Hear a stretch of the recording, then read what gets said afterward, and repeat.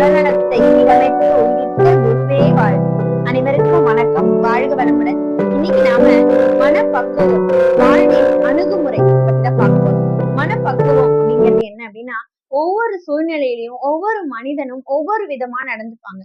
அவங்களுக்குள்ள இருக்கிற ஆற்றல் வெளிப்படும். ஆனா அந்த மனப்பக்குவத்தை கொண்டுதான் அது சினமா மாறுறதும் சரி, இல்ல அது மனப்பக்குவத்தோட பொறுமையா இருக்கிறதும் சரி. அதாவது இத ஒரு பக்குவமான விஷயமா பார்க்கணும்னா, ஏழ்மையிலும் நேர்மை, தோல்வியிலும் விடாமுயற்சி, கோபத்திலும் பொறுமை, துன்பத்திலும் ஒரு நிலையான மனப்பான்மை, இதெல்லாம் நமக்கு வேணும். அப்ப நம்ம எப்படி இதெல்லாம் கையாளலாம் அப்படின்னா, ஒரு மனப்பக்குவம். மனப்பக்குவம் வருவதற்கு தியானம், தவம், மனதை அமைதிப்படுத்துவது, மௌனம் கூட மிகச்சிறந்த மனப்பக்குவம் அப்படின்னு சொல்லுவாங்க. அப்துல் கலாம் ஐயா அழகா சொல்லுவார், உனக்கு ஒன்று பிடிக்காத போது, உன்னை ஒரு இடத்தில் மதிக்காத போது, உன்னை ஒருவன் வெறுக்கும் பொழுது, உன் மதிப்பு ஒரு இடத்தில் தெரியாத போது, நீ மௌனத்தை மரியாதையாக கொடு அப்படின்னு சொல்லுவாங்க. அதாவது அதற்கு பதில் மௌனத்தை கொடு அப்படின்னு சொல்லுவாங்க. நாம மௌனமா இருக்கும்போது ஒரு சில விஷயங்கள் நம்ம மனது பக்குவமாயிடும். இப்போ கிளிகள் இருக்கு இல்லையா, கிளிகளோ பறவைகளோ எதுவா இருந்தாலும் சரி, ஒரு மர கிளையில போய் அமர்றாங்க. அப்படி அமரும் போது அது மரக்கிளையை நம்பி அந்த உட்கார்றது இல்ல. அதுக்கு பதிலா அதோட தன்னுடைய சிறகுகள் மீது அதுக்கு இருக்கிற நம்பிக்கை. ஏன்னா மரக்கிளை எப்போது வேணாலும் முறிந்து விழும். சிறகுகள் மீது இருக்கக்கூடிய நம்பிக்கையில தான் கிளி அது மேல உட்காருது. அது மாதிரி நாமளும் மனப்பக்குவத்தை வளர்த்து கொள்வதுதான் மிகச்சிறந்த பண்பா இருக்கும். நான் அறியாது என்னுள்ளேயே வந்து நன்மையும் தீமையுமாக இருந்தாய் பராபரமே அப்படின்னு சொல்லுவார். நல்லெனவும் தீயனவுமாக இருப்பாய் பராபரமேன்னு சொல்லுவார் தாயுமானவர். அதாவது எனக்குள்ள நான் அறியாமலே எனக்குள்ள வந்து நல்லெனவாவும் தீயனவாவும் எப்படி இருக்கும் அந்த இரையாற்றல் அப்படிங்கறதுதான் சொல்றேன். நான் ஒரு அழகான கதை மூலியமா சொல்றேன். ஒரு மிகப்பெரிய ராஜ்யம், அதனுடைய அரசன் ஒரு எப்பவுமே மனக்கவலையோட மன வருத்தத்தோட இருக்கார். அவருக்கு அந்த இடம் ஏன் ஒரு சூழ்நிலை மாற்றம் அவருக்கு இருந்துகிட்டே இருக்கு. ஆனா அதே ராஜ்யத்துல வேலை செய்யக்கூடிய ஒரு சேவகன் இவர் தினமும் கவனிக்கும் போதெல்லாம் முகம் நிறைய புன்னகையோட மனநிறைவோட அவன் போய் வலம் வந்துகிட்டு இருக்கான். வேலை செய்யும் போதெல்லாம் அவன் கிட்ட ஒரு புன்னகையோட மலர்ச்சியாவே இருக்கான். இவர் அவனை பார்த்துட்டு கூப்பிட்டு அரசர் கேட்கிறார், இந்த மாதிரி எப்பவும் நீ எப்படி இப்படி மகிழ்ச்சியா இருக்க, திருப்தியா இருக்க, உன்னை பார்த்தாலே உன் முகம் மலர்ச்சி தெரியுதே எப்படி அப்படின்னு. அதற்கு அவர் வந்து ரொம்ப பணிவா சொன்னாராம், மன்னா இது வேற ஒண்ணும் இல்ல, நான் ஒரு ஏழ்மை பொருந்திய சேவகன் தான். என்கிட்ட மன நிறைவுன்னு ஒண்ணு இருக்கு. அதாவது என்ன அப்படின்னா, நான் எல்லாத்தையுமே எனக்கு இது போதும் என்ற மனதோட நான் வாழ்ந்துட்டு இருக்கேன். எனக்கு வறுமையா இருந்தாலும் கூட என் அன்னன்னைய உணவு எனக்கு கிடைக்குது. அன்னன்னைய தேவைகள் இனிமையான போக்கா இருக்கு அப்படின்னு சொல்றான். ஓ அப்படியா அப்படின்னு சொல்லி சரி அப்படின்னு இவர் விட்டுறாரு. இத வந்து அமைச்சர்கிட்ட மன்னர் சொல்றாரு. இந்த மாதிரி அந்த சேவகன் சொல்றான். அப்ப மன நிறைவு ஏழைகளுக்கு தான் இருக்குமா அப்படின்னு கேக்குறாரு. அதுக்கு அமைச்சர் சொல்றாரு, மன்னா அப்படி இல்ல, மனப்பக்குவம் தான் வேணும். ஆனா அந்த சேவகன் கிட்ட ஒரு 99 நாணயம் இது இல்ல இது வரைக்கும். அது இருந்துச்சுன்னா நீங்க வந்து சொல்லலாம் அப்படின்னு சொல்றாரு. நான் சொல்றேன் அப்படின்னு. அது என்ன 99 நாணயம் அப்படின்னு, இன்னும் 2 நாள்ல நீங்களே அதை தெரிஞ்சுப்பீங்க அப்படின்னு சொல்லிட்டு அமைச்சர் சொல்றாரு.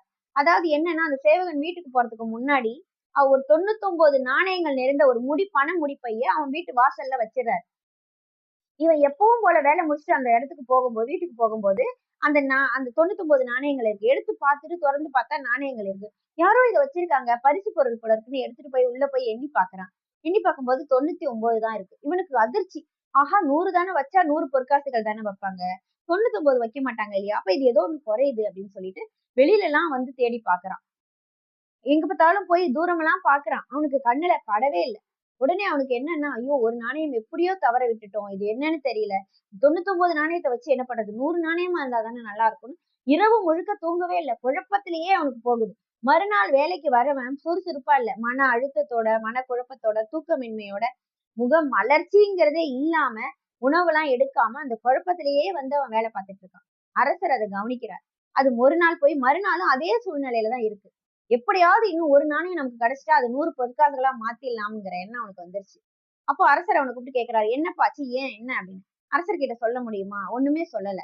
அமைதியா போறான். அப்போ அமைச்சர் வந்து சொல்றார், நான் சொன்ன அந்த 99 நாணயங்கள் தான் இப்ப அவன் முகத்துல இருக்கிற அந்த கவலைக்கு காரணம். மன்னா மனப்பக்குவம் இருந்தால் அரசனாக இருந்தாலும் சரி, ஆண்டியாக இருந்தாலும் சரி, மகிழ்ச்சி என்பது மனப்பக்குவத்தை கொண்டுதான் இருக்கும். அவனுக்கு இது வரைக்கும் 99, அதாவது 100 பொற்காசுகள் அவன் பார்க்கல. அதனால அவன் அப்படி இருந்தான். இப்ப அவனுக்கு 100 பொற்காசுகள் 99 பொற்காசுகள் கிடைச்சதுனால 100 ஆக்கணுங்கிற எண்ணம் அவன் மனசுல வந்தனால அவனுக்கு கவலை வந்துருச்சு அப்படின்னு சொன்னாராம். இதுதான் நாம எந்த சூழ்நிலையில எப்படி இருக்கிறோம் அப்படிங்கிறதுதான். தோன்றின மறையும், மறைந்தன தோன்றும், இறந்தன பிறக்கும், பிறந்தன இறக்கும் அப்படின்னு பட்டினத்தார் சொல்லியிருக்காரு. அதாவது என்ன அப்படின்னா, எப்பயுமே நம்ம வாழ்க்கையில எல்லாமே ஒண்ணா வந்துராது. தோன்றது மறையதான் செய்யும், இறந்தது பிறக்கதான் செய்யும், பிறந்தது இறக்கதான் செய்யும். ஆனா இது அந்த மனப்பக்குவத்தோட பார்க்கக்கூடிய தன்மை நமக்கு இருந்தா மட்டும்தான் நம்மளால வாழ்க்கையில இதை கொண்டு போக முடியும். மகரிஷி அழகா சொல்லுவாங்க, உலகமே மிகப்பெரிய பாடசாலை. அதுல வாழ்பவரும் வாழ்ந்து முடிப்பவரும் விட்டு செல்வது ஒரு பகுதிதான் அப்படின்னு சொல்லி. அதாவது என்னன்னா, நாம இந்த உலகமே மிகப்பெரிய பழைய பள்ளிக்கூடம் தான். நாம எல்லாருமே தங்கி செல்லக்கூடிய ஒரு மாணவர்கள் தான். நாம எப்படி வாழ்றோம், நாம் வாழ்ந்து முடிச்சதுக்கு அப்புறம் நம்ம வாழ்க்கையில எவ்வளவு நன்மைகள் இருக்கு, தீமைகள் இருக்கு அப்படிங்கறதுதான் முக்கியம். நாம ஒருத்தர்கிட்ட அணுகக்கூடிய அணுகுமுறைகள் நன்மையா இருக்கணும். மற்றவர்கள்ட்ட நாம பார்க்கக்கூடிய விஷயங்கள் இருக்கு, நல்லனவும் தீயனவும் இருக்கு இல்லையா? நாம நல்லதை மட்டுமே எடுத்துக்கிட்டா அது நிச்சயமா வாழ்க்கையில ரொம்ப சிறப்பா அமையும். ஒரு அழகான கதை மூலியமா சொல்றேன். ஒரு மிகப்பெரிய காடு. அந்த காட்டுல நிறைய கிளிகள் இருக்கு. அத ஒரு வேடன் கவனிச்சுட்டு வலை விரிக்கிறான் ஒரு நாள் அந்த கிளிகளை பிடிக்கிறதுக்காக தானியங்கள்லாம் தூவி. இந்த கிளிகள் ஆசையா பறந்து அந்த வலைக்குள்ள விழுந்துடுது. இத எல்லாரும் வலைக்குள்ள விழுந்ததுக்கு அப்புறம் துடிக்குதுங்க, என்ன பண்றதுன்னு தெரியாம. அப்போ அந்த வழியா ஒரு முனிவர் வராரு. அவர் பாக்குறாரு, இதுங்களெல்லாம் பார்க்கும்போது அவருக்கு ரொம்ப பாவமா இருக்கு. அப்ப வேடன் கிட்ட கேக்குறாரு, இத விட்டுடு, நான் வேணா உனக்கு ஏதாவது செய்யறேன், இதை விட்டுடு அப்படின்னு. இல்ல சாமி, இதுதான் எனக்கு இன்னைக்கு எடுத்துட்டு போய் இதுங்களை வித்தாதான் எனக்கு உணவு அப்படின்னு அவர் சொல்றாரு. அந்த உணவு இதுங்களை விற்கும் போது நீ என்ன இது பண்ணுவியோ அந்த உணவுக்கு நான் ஏற்பாடு பண்றேன், தயவு செஞ்சு அதுங்களை விட்டுடு அப்படின்னு சொல்றாரு. உடனே அவனும் வேடனும் விடுவிச்சிடுறான். அப்ப அந்த கிளிகள்கிட்ட அந்த முனிவர் சொல்லிட்டு போறாரு என்னன்னா, வேடன் விரிக்கும் வலையில் சிக்கிக் கொள்ளாதீர்கள், அது ஒரு மாய வலை, உங்கள் உயிருக்கு ஆபத்து விளைவிக்கும் அப்படின்னு சொல்லிட்டு அவரு போயிடுறாரு. இது எப்படியே கொஞ்ச நாள் போகுது. அந்த வேடன் கொஞ்ச நாள் விட்டுட்டு திரும்பி அதே வழியில வரும்போது நிறைய கிளிகள் அங்க உட்காந்துக்கிறத பாக்குறான்.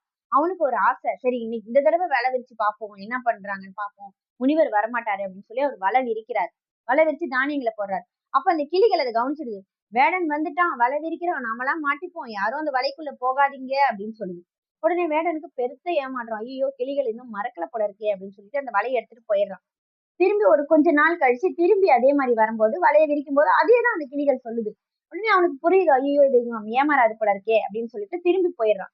கொஞ்ச நாள் கழிச்சு, ரொம்ப நாள் கழிச்சு அதே மாதிரி கொண்டு வலையை விரிக்கிறான், தானியத்தை தூவுறான். தூவிட்டு இதுங்க என்னதான் பண்ணுதுன்னு பார்க்கலாம் அப்படின்னு சொல்லிட்டு உட்காந்துறான். அதே மாதிரி அந்த கிளிகள் சொல்லுது. வேடன் வலையை விரிக்கிறான், யாரும் சிக்கிக் கொள்ளாதீர்கள் சொல்லிக்கிட்டே அந்த தானியத்துல உட்காந்து எல்லாம் தானியத்தை சாப்பிட ஆரம்பிக்குது, வலையில மாட்டிக்குது. அப்பதான் அந்த வேடனுக்கு புரிஞ்சுது, சொன்னதை சொல்லும் கிளி பிள்ளைகள் அப்படின்னு. அதாவது அதுங்க சொல்லுங்க தான், ஆனா அதுங்களுக்கு போய் அதுல உட்காரக்கூடாதுங்கிற அந்த அடிப்படை ஆற்றல் அதுங்களுக்கு இல்ல. அப்பதான் அந்த வேடனுக்கே புரிஞ்சுது. நாமளும் அப்படிதான் நிறைய நல்ல விஷயங்களை கேட்போம், படிப்போம், பார்ப்போம். ஆனா அது மனசுல ஒரு 2 மணி நேரம் 3 மணி நேரம் தான் தங்கும். அதுக்கப்புறம் அதை மறந்துட்டு இயல்பா நம்ம எப்படி வாழ்றோமோ பழமோ அதே மாதிரி பழக்கத்துக்கு வழக்கத்துக்கும் மாறி போயிடுவோம். ஆனா அந்த நல்ல விஷயங்களை மனதுக்குள்ள கொண்டு போறதுக்கு தினம் தினம் தினம் ஒவ்வொரு விஷயமா நம்ம மனதுக்குள்ள உள்ள செலுத்திக்கிட்டே இருக்கணும். நான் இந்த விஷயங்களை இதை செய்ய மாட்டேன், நான் கோபப்பட மாட்டேன், நான் அதிகமா பேச மாட்டேன், அதிகமா மற்றவர்கள் மனம் வருந்தும்படி செயல்பட மாட்டேன் அப்படின்னு நல்ல விஷயங்களை உள்ள செலுத்த செலுத்த செலுத்ததான் நமக்குள்ள மனப்பக்குவம், நல்ல ஆற்றல், அது எல்லாத்தையும் கொண்டு செல்லும் அணுகுமுறை நமக்கு கிடைக்கும். நம் வாழ்க்கை சிறப்பாக அமையும். இன்னைக்கு நல்ல அனுபவம் பத்தியும் மனப்பக்குவம் பத்தியும் நாம பேசியிருக்கோம். இன்னும் வரும் நாட்கள்ல நிறைய தகவல்களோட உங்களை சந்திக்கிறேன். நன்றி, வணக்கம், வாழ்க வளமுடன்.